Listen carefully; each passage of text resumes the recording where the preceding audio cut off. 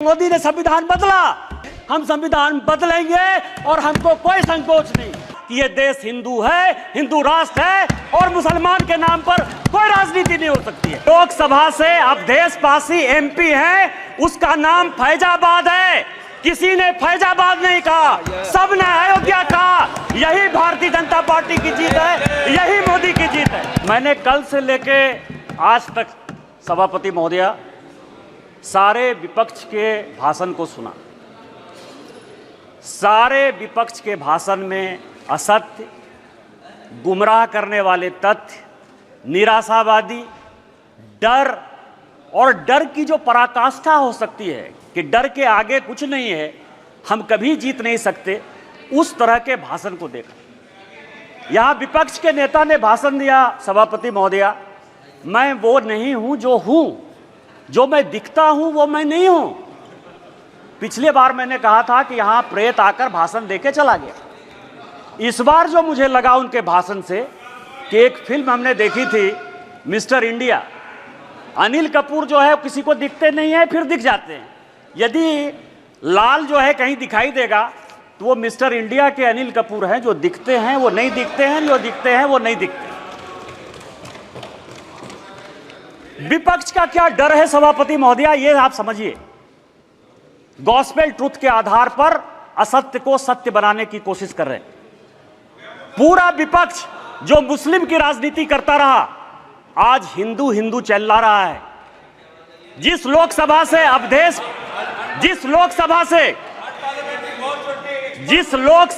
Awadhesh Pasi MP है, उसका नाम फैजाबाद है। किसी ने फैजाबाद नहीं कहा, सबने अयोध्या कहा। यही भारतीय जनता पार्टी की जीत है, यही मोदी की जीत है। और मैं प्रधानमंत्री जी को बधाई देना चाहता हूं, धन्यवाद देना चाहता हूं। रामायण की चौपाई है कि राम रमापति करधन लेहु, खैंचत चाप मिटई संदेहु। उन्होंने पूरे देश को यह मैसेज दे दिया कि यह देश हिंदू है, हिंदू राष्ट्र है और मुसलमान के नाम पर कोई राजनीति नहीं हो सकती है। फैजाबाद का नाम अपोजिशन के किसी आदमी ने नहीं लिया। क्या सत्य है? इन्होंने कहा हमारे ऊपर ईडी आ गई, हमारे ऊपर सीबीआई आ गई, हम किसी से नहीं डरते। आप वहां चले गए, बांसवाड़ा चले गए, आपने क्या भाषण दे दिया, क्या जीत गए?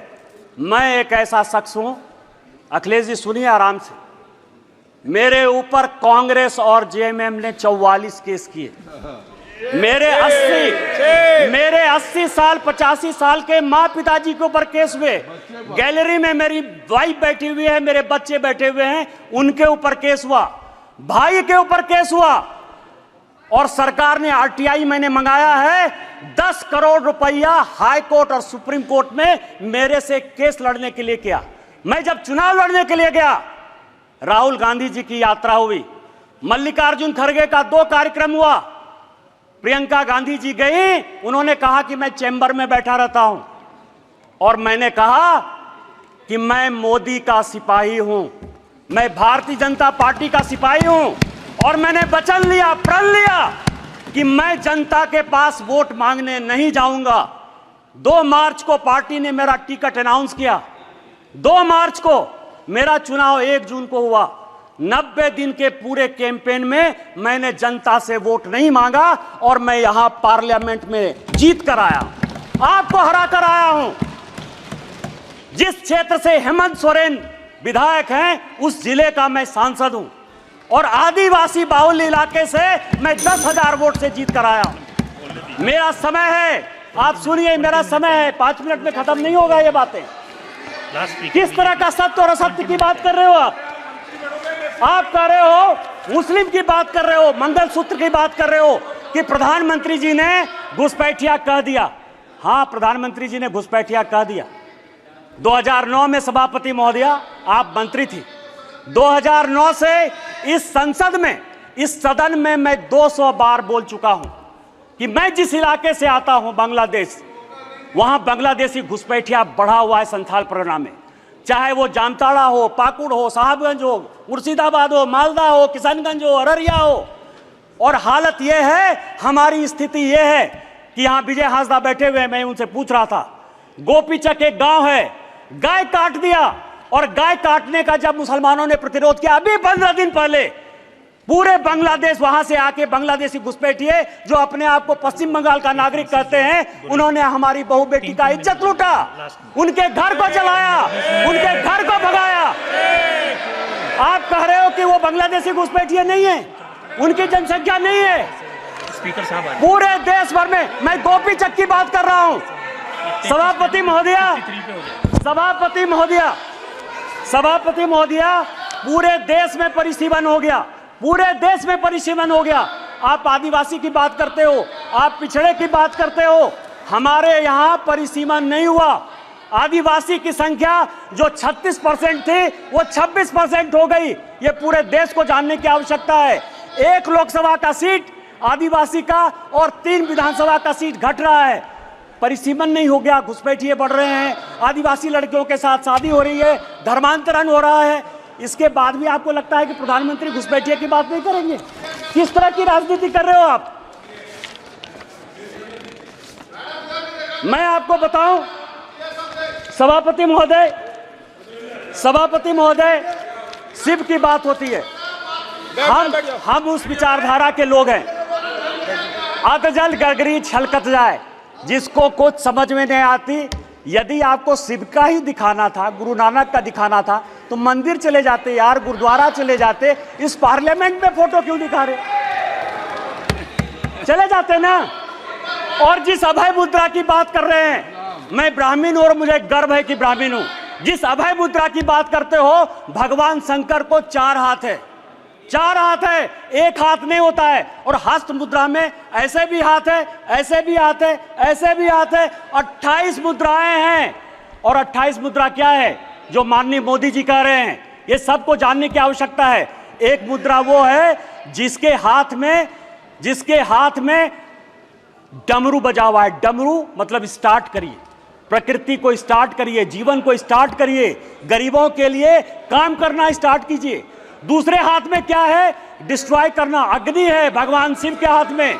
वो ये कहता है कि चाहे हेमंत सोरेन हो, चाहे केजरीवाल हो, जो भ्रष्टाचारी है, जिसने जनता का पैसा लूटा है, उसको जेल भेजिए। तीसरा हाथ है जो ये कहता है कि जनता को खाना खिलाइए। और चौथा हाथ है कि कभी भी विकसित भारत के लिए, भविष्य के लिए, इंसॉल्वेशन के लिए, ये भगवान शिव हैं। आपको यदि धर्म नहीं पता है यार, कहां से धर्म के बारे में पता करोगे?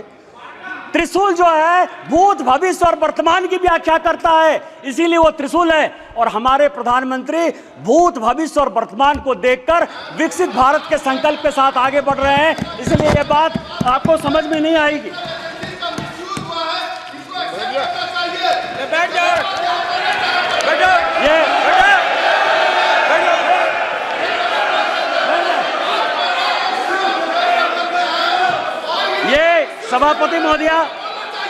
सभापति महोदया, ये संविधान की बात करती हैं।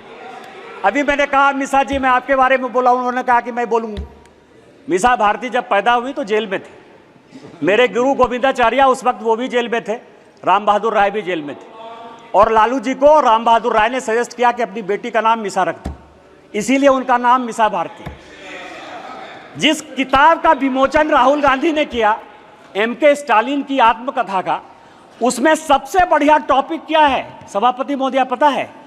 कि इमरजेंसी में जो है मेरे पिताजी ने पुलिस को हैंडओवर कर दिया। और यहाँ बैठे हुए हैं अखिलेश यादव जी, इनके पिताजी के साथ मुझे काम करने का मौका मिला। और बड़े आदमी थे, इतने बड़े आदमी थे कि वो हमेशा कहते थे कि मैं तुम्हारा भाषण सुनता हूँ। उन्होंने मुझे इमरजेंसी की कहानी सुनाई कि जिस दिन इमरजेंसी गए तो उनकी वाइफ के पास जो है खाना खिलाने के लिए अपने परिवार के पास नहीं था। आप संविधान की बात करते हो, आपने कहा राज्य डिवीजन कर लिया। आपको पता है कि क्या हुआ? 7वां संशोधन 1956 में जब नेहरू ने किया तो उन्होंने कहा संविधान की आत्मा, आपने भी नरेंद्र मोदी कहा, इसलिए मैं नेहरू कह रहा हूं। मैं जानता था कि आप अटैक करो। Please address the chair.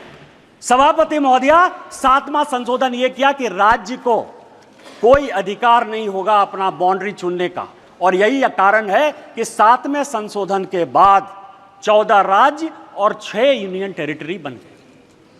आप संविधान की बात करते हो, आप कहते हो संविधान बचाने की बात करते हो। संविधान की प्रस्तावना स्वर्ण सिंह कमेटी के बाद जब इमरजेंसी में सारे बड़े नेता, चाहे वो लालू प्रसाद जी हो, मुलायम सिंह यादव हो, करुणानिधि जी हो, आडवाणी जी हो, अटल जी हो, हेमवती नंदन बहुगुणा हो, कांग्रेस के चंद्रशेखर जी हो, बाबू जगजीवन राम हो, जब सारे जयप्रकाश नारायण, नहीं मैं एमपी की बात कर रहा हूं, ये सारे लोग जब जेल में बंद थे तो स्वर्ण सिंह कमेटी बनाई 1976 में। 42वां संशोधन हुआ। उस 42वें संशोधन ने हमारे धर्मपरायण देश को, हम धार्मिक हैं, हम हिंदू हैं, बिट्टू यहां बैठा हुआ सिख है, बुद्धिस्ट हैं, रिजू जी उन्होंने कहा कि हम बुद्धिस्ट हैं, यहाँ ओवैसी बैठे हुए हैं, इस्लाम उनके लिए गर्व का विषय है। आपने हमारे देश को धर्मनिरपेक्ष कर दिया, रातों रात बदल दिया। आपने उसमें इंटीग्रिटी शब्द जोड़ दिया। पूरा देश जो है ईमानदार है, इसी कारण ईमानदारी से चलता है। आपने ईमानदार जोड़ दिया और आपने उसमें सोशलिस्ट जोड़ दिया। अरे कैसे सोशलिस्ट हो सकते हैं हम यार? कोई कम्युनिस्ट हो सकता है, कोई कैपिटलिस्ट हो सकता है, तुमने जो है सोशलिस्ट पूरे प्रेम्बल को बदल दिया और आप संविधान बनाने की बात करते हो। उन्होंने कहा कि जो हम कानून बनाएंगे, जो फंडामेंटल राइट हुए थे, जो हमने हमारे फोर फादर्स ने जो फंडामेंटल राइट्स दिए थे, उसके साथ आपने फंडामेंटल ड्यूटीज एक अलग शब्द जोड़ दिया। आप संविधान बनाने की बात करते हो। पूरा का पूरा 42वां संशोधन, उन्होंने कहा कि जो संविधान कानून बनाएगा, क्योंकि इंदिरा गांधी की सदस्यता खत्म हो गई थी, उन्होंने कहा कि हम फिर से रीइंस्टेट होकर देश के प्रधानमंत्री बन जाएंगे। आप मेरे ऊपर कोई क्वेश्चन नहीं कर सकते हो। लोकसभा के जो समय है, समय सीमा 5 साल, उन्होंने कहा अब 6 साल होगा। खाता न वही, इंदिरा गांधी जो कहे सही, संविधान वही है। अरे संविधान बचाने वाले यदि मोदी ने संविधान बदला, 370 के लिए बदला, शेड्यूल कास्ट के लिए बदला, ओबीसी को संवैधानिक दर्जा देने के लिए बदला। और जब भी schedule caste, schedule tribe, OBC की बात होगी, हम संविधान बदलेंगे और हमको कोई संकोच नहीं।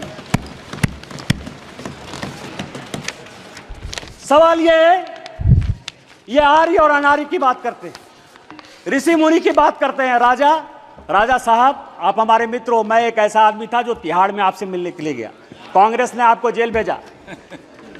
आपको पता है कि गुरु वशिष्ठ, विश्वामित्र, अगस्त मुनि, ये कोई भी ब्राह्मण नहीं थे। रामायण, महाभारत, गीता लिखने वाले कोई भी ब्राह्मण नहीं थे। कोई भगवान ब्राह्मण नहीं है। रामायण वाल्मीकि ने लिखी, महाभारत वेद व्यास ने लिखा, चारों वेद और 13 उपनिषद सभी वेद व्यास ने लिखे, जो मछुआरे के बेटे थे। और चाहे वो ऋषि अगस्त हो, ऋषि कन्नन हो, आप जो है आर्य और अनार्य के बीच में। और आप ही के सांसद, कांग्रेस के सांसद, 1952 में जिस कांग्रेस के सांसद रामधारी सिंह दिनकर को नेहरू जी संसद बनाकर लेकर आए, सांसद रहे, 12 साल रहे, देश के बहुत बड़े कवि, उन्होंने संस्कृति के 4 अध्याय लिखे। उस संस्कृति के 4 अध्याय में उन्होंने लिखा कि ना कोई आर्य है ना कोई अनार्य है। जो हरिजन, जो शेड्यूल कास्ट तमिलनाडु का है, वही कलकत्ता का ब्राह्मण है, और जो कलकत्ता का ओबीसी है वही पंजाब का जो है सिख है। ये उन्होंने लिखा, कांग्रेस ने लिखा, आपके सांसद ने लिखा।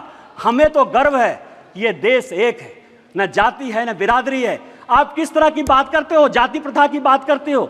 मैं एक बात कहना चाहता हूं, यहां जितने बुजुर्ग लोग बैठे हुए, स्वागत राय दी बैठे होंगे, आज से 50 साल पहले किसी बड़े घर में, किसी गांव में कहीं कोई शौचालय नहीं होता था। चाहे बड़े परिवार की महिलाएं हो या छोटे परिवार की महिलाएं हो, वो खेत में जाती थी। तो जब खेत में जाती थी तो मेहतर प्रथा कहां से आ गया? जो मुगलों ने दिया, आप उसको सही मान रहे हो, और आप पूरे देश को जो है हिंदुत्व के नाम पर, आर्य के नाम पर, अनार्य के नाम पर, इस्लाम के नाम पर केवल गुमराह करने की कोशिश करते हो। ये गॉस्पेल ट्रूथ को बंद करो, ये काना बंद करो, और देश को जो है साथ लेकर चलने की बात करो। बस मैं अंत में, सभापति महोदय, एक पॉइंट है कि कल कहा गया कि स्पीकर साहब जो है झुक के प्रधानमंत्री जी को जो है अभिवादन किए और राहुल जी को ऐसे। आज मैंने एक फोटो देखा थल सेना अध्यक्ष का, वर्दी में कहा जाता है कि किसी को प्रणाम नहीं करना चाहिए। आज सारे अखबारों में थल सेना अध्यक्ष का फोटो छपा है और अपनी मां को पैर छू के वर्दी में प्रणाम कर।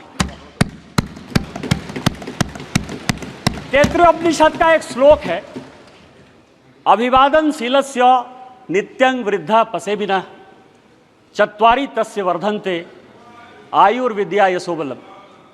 आपसे जो भी बड़े आदमी हैं, पद की, मर्यादा की कभी परवाह नहीं करिए। अभी पार्लियामेंट खत्म हुआ, मैं फरवरी की बात कर रहा हूं। जिस दिन पार्लियामेंट खत्म हुआ, मैं बाहर गाड़ी का वेट कर रहा था। मैं सबसे ज्यादा कांग्रेस पर अटैक करता हूं। राहुल जी, सोनिया जी या पूरा कांग्रेस गांधी परिवार मेरा टॉपिक है, क्योंकि मेरे फादर 1975 में इमरजेंसी में सैक कर दिए गए, उनकी ज़िंदगी में नौकरी नहीं लगी। 19 महीने मेरे परिवार के लोग इमरजेंसी में बंद रहे, इसलिए कांग्रेस के प्रति इतना विद्रोह या ये चीज़ जो है मेरे मन में है, बचपन से है, क्योंकि मेरा बचपन मैंने देखा ही नहीं, क्योंकि हम लोग सभी देशद्रोही के परिवार के माने जाते थे।